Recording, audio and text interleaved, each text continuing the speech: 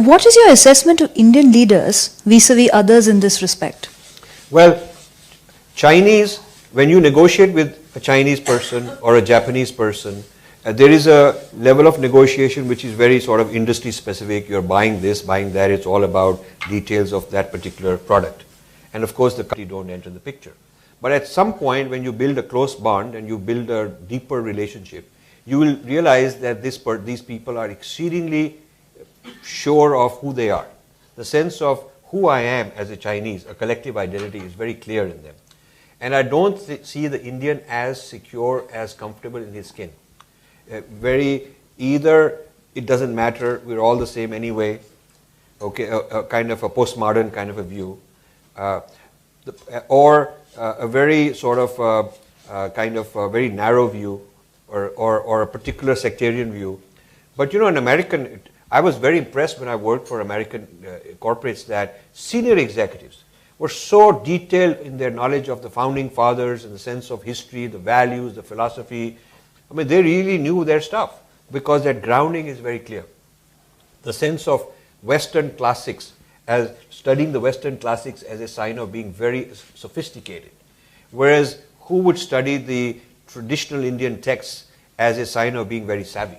Or the Indian literatures in the Indian languages. Yes, yes. So I think I feel that the Indian has gambled on the assumption that these boundaries of identity will go away, but they're not going away. If you look at how the identities are popping up in the West, Islam, this one, that one, how these identities are popping up. In fact, it's more identity conscious than maybe 20 years ago. So this prediction of the postmodernists that these things will vanish, boundaries will vanish, we'll live in one global era, is not happening. Absolutely. Boundaries are erecting, if anything. One needs to just look at the visa rules to understand that the West, what we mean by the West, is definitely an entity that sees itself as one when it comes to other parts of the world. Yeah, and there's also, when Mittal was buying the steel, the French, Arcelor?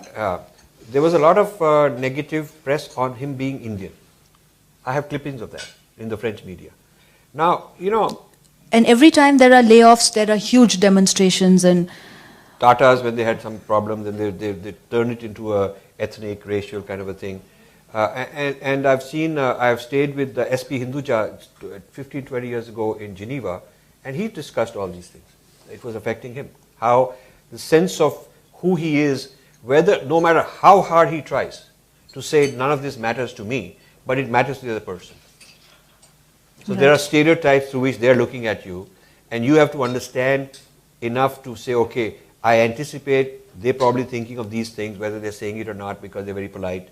What am I going to say as and when required? Right. What am I supposed to know about them? The deeper level, the surface level, is a very secular, industry-specific dialogue. Very civil sort of, I mean, IT, polite. we talk about IT, we do this software, this kind of thing, and we don't, it's like don't ask, don't tell.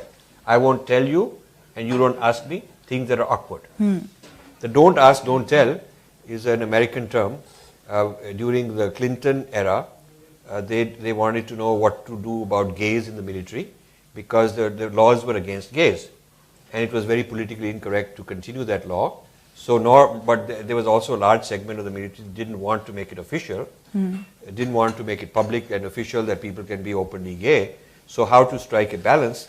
And they came up with this law which says don't ask, don't tell. Meaning you won't be asked, and you don't volunteer the information. You don't voluntarily tell. Keep it unstated.